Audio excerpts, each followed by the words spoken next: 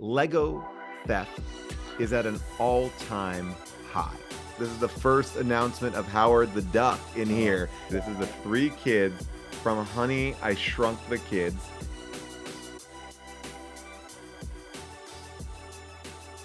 Ladies and gentlemen, welcome back into Mantle Quality Stories. Today, we have the legendary Paul Scheer. Paul, thanks for doing this. I am so excited to be here, and I will tell you that um, I've been watching the show. I understand what the show is, but I had a panic before. Do I have the right stuff? And then I went through. I thought I didn't have enough stuff. Then I got enough stuff. Then I was like, there's other stuff at other places that I need to get. Anyway, I brought too much stuff. But I also think that these might be the best things I could have brought. I don't know. One thing is going to be a surprise to me. How about that? I love it. Well, all that matters is that you love your stuff and that you have cool stories around it. So, without any further ado, do you want to show your first item? Yes. The first, I'm going to put them as two items because they're interesting items. I wrote this book, Joyful Recollections of Trauma, and I opened the book by talking about my garage. My garage is full of these boxes that I've collected stuff in since I've been a little kid, whether it's like tickets to see Return of the Jedi, or all the way up to like a painting that my kid did when he was in kindergarten. Like it's everything. Um, and every now and then I will get sent some things that are really interesting. And I will say that, as a card collecting fan, this might be the coolest thing I've ever seen. I don't know where it came from. I got it in the mail. There's no explanation to it beyond simply this. So this is an Andre Nozick card from the league, and this never has been made. I don't know who made it, but it's a perfect card. And on the back, it's got some stats, beautiful stats on the back. It says, it gives you like a little tip, like a little thing there, and a little trivia question. I just love how kind of beautiful this card is. Like they've made a trading card of my character from the league That's awesome. because I'm also very much into fake trading cards. There's a guy that I love. He's on Instagram who makes fake cards, and this is the card. This is counting maybe all towards one that I truly love, which is there is a dude, a Celtics fan, who got a tattoo on his arm that said Boston Celtics 2021 world champions, right? He was like, this is going to be our year. And so I talked to my friend, or not my friend, this guy that I follow, and I said, hey, can you make me a trading card of that guy with his tattoo? And maybe, a little late, is okay because it may be this year, but it says, if it works, I'm a prophet, which is what he had said when he showed off his tattoo long before that season was over, predicting the Celtics were going to win the championship, and he was wrong. But I keep it up in my room because I know that this might be the year. This might be the year that this card really gets it there. It's pretty dope looking card. I love it That's so much. hilarious. Well, fortunately for him, it's not that hard to turn a one into a four. I mean, it's actually probably the best way to do it. Um, I and yeah, go ahead. No, it's amazing. And my first item along that same theme, because I also love cards that either should not exist or are ridiculous. This is one of those. The Rock, he played college football, and there's a card of That's his. perfect. There Yes. was there was a company called Bumblebee Seafoods Incorporated. I don't even know what they were selling, some seafood product, and they Sure. made a Canned set tuna. of the Miami University team. And some people kept them because there was another player on that team who ended up panning out and playing well, but The Rock was on that team. So there's about 100 or so of these out there. And Whoa, is The that a Rock's, Dwayne? And that's a Dwayne Johnson on there. It says the that's right. Dwayne Johnson. I Dwayne. love that. It's so interesting. I watched the show, and I know everyone gets their stuff appraised. This is where I am bad. I'm not getting stuff appraised. I have stuff that I'm like, oh, I like this. This is good, and I know I should. I keep them in. You see, I'm keeping them in different conditions and stuff like that. I don't ever get them fully appraised, but I appreciate when I see that tag on things. I don't know if you've been following this at all, but in Los Angeles, in California in general, Lego theft is at an all-time high, right? Because Lego um, actually appreciates faster and better than gold bars. It's something I read, which is a true thing. And what's actually going for so much money are these minifigures, right? It's like, so yes, there are the sets, and I have sets that I have not opened, and I have sets that I do open. When you have kids, things get open that you don't want to get open. That's just the reality of it. But I've been obsessed with this, and there's one minifigure, well, actually two, that I am in possession of that now I feel like I'm going to target myself by even showing this. But these are both Comic-Con exclusives. And I'll show you the first one. This one is just real simple. This was only available in 2013 Comic-Con. Only a handful of them were made, and it is a Spider-Man minifig. Again, only made at Comic-Con. They weren't even being sold, I believe. They were just like very exclusive handouts. I believe this is how it went down from the Marvel booth. So this is the first ever generated Spider-Man minifig. Now I know there's plenty other ones, but this is the one from 2013. But the one that I'm most excited by, Deadpool Duck. So that is it's Deadpool Duck. It's a duck dressed as Deadpool. Again, only available at Comic-Con. I believe this was a Comic-Con exclusive maybe in 2016. So this is again, I want to give you a little bit of that. He's upside down right now, but let's put him like that so you can see him. But yeah, Wow, that's that's Deadpool cool. Duck. Yeah. So I know the minifigs, the minifig world is a big deal. What years? I'm looking right there. All right, so yeah, that's those are my two there. Wow, that's very fun. I have heard about the Lego thefts and obviously the Lego market overall. There's a few people on X, formerly known as Twitter, Yeah, that just post about buying certain Lego sets right when they're about to be discontinued, right. as many as they possibly can, filling up their house with this Lego set, and then waiting a couple years and slowly selling them on Amazon. And they make a killing. They do Right, because great. I mean, I remember during the pandemic, I bought a Lego set that I really wanted. It was at the Disneyland Castle. And once you can't find it anywhere, they really do control the price. So you could make a small profit, you can make a large profit. Like that's the world, the way the world works on this one. It's really interesting how they price up. And like something like the Home Alone house, which I have and I love, that is a hot ticket, the Home Alone house. But apparently the minifigs can go for almost like for 600 bucks, 800 bucks. I don't know. They go a lot. That's Um, that's all right, what incredible. do you got? All right. In my opinion, the greatest play in baseball history, Hmm. Willie Mays The Catch. This is a ticket from Whoa. right behind home plate. So this person in this seat, whoever went, would have had a great vantage point of the entire play. And this is a ticket from Willie Mays The Catch, game one of the World Series in what, 1954. I love it. When I was a kid, uh, there was no internet. You had to like mail away for things, get things.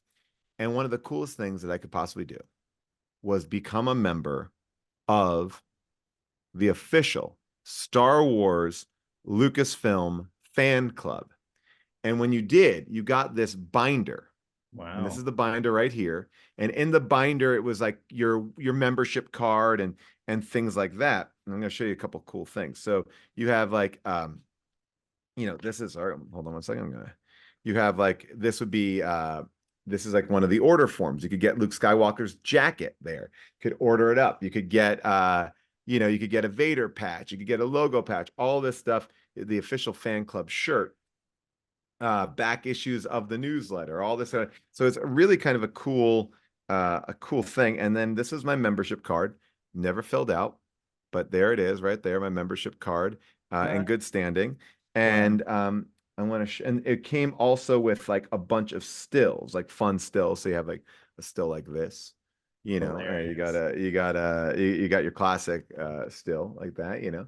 Oh, I also want to show you this though. This is, I think, the real great. So I kept every one of my oh, and then of course, what you're getting monthly is Bantha tracks. Bantha Tracks is the Lucas. This is how you found out all your latest and greatest Star Wars news. So yes, you got that fan club membership, but this is what you got. This little zine that was like just a couple of pages long. Interviews with all these great people that were involved. It's the original newsletter, and we broke important news like Howard the Duck. What is it going to be about? This is the first announcement of Howard the Duck in Oh, here. So they have all this. It says, and the girl meets duck, and then even a whole episode or a whole issue according to Labyrinth, which is great. So a lot of really fun stuff in here. And I think what's so cool about it is all the merch you could have bought, like Han Solo's vest. So I love this. This is like, and I never bought any of this stuff. I wanted to buy it, if it seemed too expensive to me when I was a kid. But that I is did subscribe. amazing. That's very cool. And I doubt there are too many unfilled membership cards. That's what I kind of think. I mean, look, I have everything in there pretty much as is, like the newsletters came in the mail. But I have all the official envelopes. They would come like this. It's kind of cool, right? So if you look up there, I don't know if again, it just says it's like official. So it's OSWFC. That was the thing. And then you would Official open this Star Wars envelope, fan club. There you go. and then you would get your little thing all folded up just like that. So neat. Yeah, Yeah. that's really fun. It doesn't intellectual property doesn't hit like that in the mail the same anymore. No, I know, right? It truly is like this is my closest connection to celebrity, like in Star Wars and everything. I loved it so much. That's awesome. All right. Got another from about let's see 60, yeah, about 60 years before Star Wars. There was a famous boat that sank in the middle of the ocean called the Hmm. Titanic. And this is a photo of the Titanic during construction. It's what's called a Type 1. So it was developed off of the negative within 2 years. So this photo was developed before the Titanic set sail in 1912 because it was taken in 1909 by the Brown brothers who are labeled on the back. So yeah, it's the whole type. I don't know if you've ever heard about like the I type one, well, type two, type three photo world, but that's a whole other rabbit hole. I appreciate that. Now, here's what I'm going to tell you. Just about 3 or 4 weeks ago, I was in Belfast at the Titanic Museum. Now, the Titanic Museum in Belfast is really a salute to the building of the Titanic. And one of the coolest things that they have there is this archive of photos from a passenger on the Titanic who got off in England. So Wow. he had the from Belfast to where it took off in Greenwich or wherever it took off from. He has all these photos from the boat, so it was like so fascinating, and we got to see, of course, millions of, like, this is the coolest thing because it's like they've been lost for such a long time. These photos of the Titanic truly in motion. He has it actually leaving port. It was one of the best things I saw there. It was so Wow. interesting because we've seen so many recreations, we've seen so many underwater pictures. That is amazing. I'm so glad I picked that item. I have to go to that museum now. Oh, Yeah. it's truly one of the best museums I've been to. It really is great. Um, can I There's show you? a couple. Yeah, go ahead. Go ahead. I was just gonna say there are a couple stories like that of people who got off one stop before. There are stories of people who had to go to on a different ship because they were too full. There's so Yes, many crazy yeah. stories like that. People who got on who shouldn't have got on. There's all these interesting stories. Because I was even thinking about this, and the thing about the Titanic Museum that really clarified something to me was the cheapest thing. Again, when we watch Titanic, right, and we see like, oh, there's Jack and Rose, and Jack is spending so little money, or but Jack's obviously a stowaway, but that lower deck, you think, oh, that's where the poor people were. Tickets for the Titanic low deck was $1,000. So you're thinking back then, like, that was not, like, you weren't that poor to be on the lower deck. To get $1,000 together per person, I was like, oh, this actually recontextualized my whole idea. Well, people were not sailing across the sea for free. Yeah, that's insane. I'm asking GPT what $1,000 was in 1911. Yeah. It was 30 to 35,000 today. So there you So go. that's yeah, that's a hefty A thing. lot of Uh, money. I don't know if you're familiar with this, but there was a when Lost was in its last season. I was pulled into Lost to do this art project with Lost, where amazing artists would essentially um, create their favorite moments, and then we would hide these lost art prints. We only made a couple of them all around the city.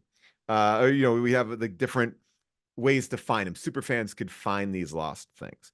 It went so well. Actually, I started it at Comic-Con. There was a thing called Damon Carlton and a polar bear or something like that. That's how it started. And every poster is completely different. There's only 30 of each poster made. I have every poster, and I have like either five, six, or seven, like that of the 30. And I'll show you one of them. It's going to be tricky because it's big, but all right, so this is like one that I love. So this is the lock poster. Every poster, they got different character posters. So let's see if this works. So you can kind of see it's in the style of um like those old like those old oh man, like Anatomy of the Murder. And so we did that. And so in here is all of those, the cabin in the woods Nice. that they find. So this is like I have these amazing art pieces that are just truly incredibly unique. And again, only 30 of them were ever made Wow. Yeah, I never of each I one. have never watched Lost, but I know how big of a deal it was, Did you especially watch Breaking Bad? uh that was a little bit before my time. All right. Breaking Bad was before your time. How old are you? 23. Isn't Breaking Bad like a couple years old? My gosh, 23. Oh my gosh, I thought Breaking Bad would be prime time. All right. Well, then You know, I did watch The League when I was in middle school, though. oh yeah, we're before, or aren't we before or after? Oh my Yeah, gosh. All but right, well, Breaking I take Bad it. is a little bit higher, in Yeah, terms right. I of get like that. I understand that. Yeah. intensity. Uh, they're talking about different things than fantasy sports. Yeah. Yeah, I get it. I understand that the league would probably be way more fulfilling than that. Drop All this. right. Okay. My next item, George Washington, when he was actually about my age, was in debt. So he sold Okay. bonds to cover his debt. This is a bond Whoa. from, Father George Washington that he wrote in Holy cow. Williamsburg in April 25th, 1760 for 16 shillings. So this helps Whoa. cover his debts and pretty bold, large signature I on the love it. He's like the original Trump in debt a little bit before president. Like getting that money out. That's great. well, he did a lot of things that were really good, like Yeah. stepping down as president. That's one of them.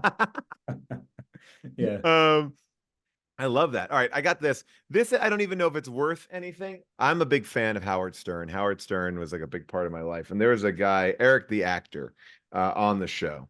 Eric the actor was like a one of the original Whack Pack is what they kind of call them on the show.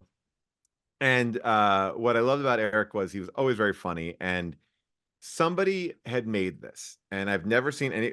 This is a one of a kind item that I have bought, and he wanted to meet Carrie Underwood. He loved American Idol, wanted to meet Carrie Underwood.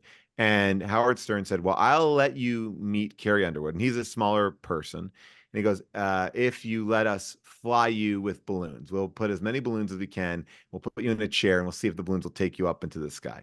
And he never agreed to it. He wanted to meet Carrie Underwood. But um, this is Eric the actor's a statue commemorating something that never happened, his flying in balloons. Every Howard Stern fan I've ever seen has freaked out about this because he passed away in 2014. But it is, yeah, there's nothing else in the world like this. This is it. And it's kind of a tribute, a memorial to him because it says bye for now, which is the way he signed off every phone call. And it's, yeah, that's his thing. So that's the failed or never accomplished trip of Fly Me to the Moon. That's great. Was that that must have been after the movie Up, right? Yes. So they may have even stolen that idea from Up. It was like just something that like they always found ways to kind of embarrass. Like he was an interesting guy. Like he was a low status and high status. His phone calls on the show, so angry, so mean, and always wanted to be an actor. Showed up on shows like Fringe and stuff like that. But yeah, it is one of my favorite Howard Stern characters. And then the magician, David Blaine, ended up doing it. Yes, he did. He flew with balloons. You're right. Yeah, there He you did go. it. Yeah, that was crazy. I don't remember if that was live streamed or what, but I remember watching it, and that was pretty cool. That was pretty amazing. I do remember that. Yeah. All right. I think this is my fifth and final item here. Maybe you want to Mhm. show one more after if you have it. Yeah. This is a Pokemon card from 1997, 1998, and it was a Japanese promo. This was before Pokemon was in the United States, and there Whoa. was a contest for fathers and sons to draw together, and Whoa. the winners would get this card of a father and a son. But after the card came out, everybody thought that, and over the years, that that character looked like Picasso. So they renamed the card Picasso Touch, and it is the only Pokemon card named after in a grading label a person that actually existed. So that's why, Oh my God. yeah. So when I I found out love about that. this, I pretty much bought every one that was available. So I have quite a few. Wow, that I've given them, is I've given them to friends and so on, but they're not incredibly valuable. They're like between 100 and a couple $100, but they're really fun. I love that. One of the coolest things that ever happened to me was in Blockbuster Video. Now I know I'm aging myself. You're older, you're younger. Blockbuster Video opened up in my town. Now, when Blockbuster Video opened up, they wanted to advertise like this is the new place. It's gonna like basically shut down mom and pop stores, right? Like, so when I went to the Blockbuster, they had the cast of Honey, I Shrunk the Kids in my Blockbuster. Okay. I grew up in Queens, or my dad's house was in Queens. That's where I went.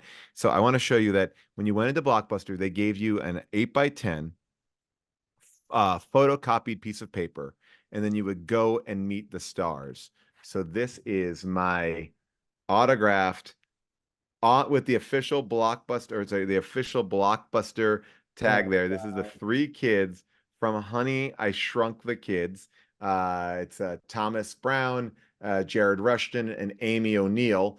Right there, not Amy O'Neill from Teenage Mutant Ninja Turtles.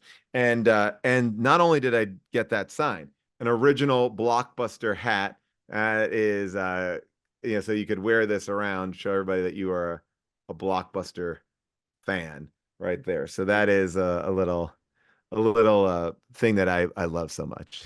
I love that. That's so great. Yeah, Blockbuster merchandise is pretty iconic. I've always had my eye out, just because of my name for one of the giant signs, Oh like yeah. like one Yeah. of the giant ones that was on the front of the store. Yeah, yeah, yeah. Yeah, I've had my eyes on one of those for a while, but When I was at my friend had the largest collection of Disney paraphernalia, and he rented this sports warehouse out in Burbank and did a giant auction, and he had the D from the Disney Hotel, and that was pretty badass. It was pretty amazing. that's pretty cool. So let me ask you this. If you could have any collectible or item that's out there in the world, well, and you couldn't sell it, but just for your own personal collection, Yeah, yeah, your yeah. house, what would it be? I mean, two things that really jump out at me. I would love an original proton pack from the 1984 Ghostbusters. Yep. And I also would look, I know I can't have it because it's so big, but again, you're saying don't worry about it. Yeah, don't worry about it. DeLorean, the DeLorean that they used in the movie, the picture car from Back to the Future would be, I mean, that's pretty badass. I would love that. Yeah, those are two iconic films right there. That would be pretty cool. I would be down for that. I'd also take One-Eyed Willie's skull from Goonies. I mean, these are the movies that, Eddie Murphy's jacket from Beverly Hills Cop. There's a few that I really, really do love. But I mean, if I could get a car out of it, I would love to have that one. I've seen the cars, and whenever I see a DeLorean all souped up like the movie, my friend Terry Metalis, who ran 12 Monkeys and Star Trek Legacy, he actually has like as close to I think he souped up the original one that was kind of just sitting there rotting at Universal. He has one of the cars. Like he was able to get a car out of it by actually, I think, refurbishing the other one. But the person that you need to have on this show, you may know him, you may not know him, Dave Mandel. He does a I know who props that is. podcast. Yeah. Yeah. And so Dave brought me one time to his apartment in Hollywood that is only props. And holy shit, it blew my damn mind. I mean, everything from Han Solo's guns to a machine gun from the Matrix to play sets that you would see at like Toys R Us from Star Wars, Luke's tunic, tables from movies, Amity signs from Jaws, like truly the best. Wow. That's crazy. Yeah, someone was explaining to me recently why like there's so many more props out there from older movies than newer movies because at some point I guess the movie studios realized that it was more cost effective to be renting everything and turning it over instead of buying and holding it in a storage facility because of the price of real estate in the areas of filming. Yeah. And there's also something where I think people understand now that that people steal stuff from set, but and also there, if you look around, you will always find when a show is ending, an end of show auction. They'll get rid of like not the best stuff, but interesting, cool stuff, like side stuff. Like the league, we did an end of show auction. You're not going to get the Shiva, but you're going to get something interesting. But like I couldn't keep any of my clothes. Like I was able to keep a couple things, and we used one of my hats from the league. We chopped it up and put it into these top Spaceball cards. That's cool. So it's like, yeah, so you have like one of those. So I have a Ginter. Was it a Allen and Yep, Alan Ginter and Ginter, card? yeah. Yeah. So I have a Paul Scheer card that is pretty. I love it so much. It's so great. That's awesome. I love that. Well, you're the best. Thank you so much for doing this. This was so fun. I'm so psyched. Thank you for having me. It was a blast.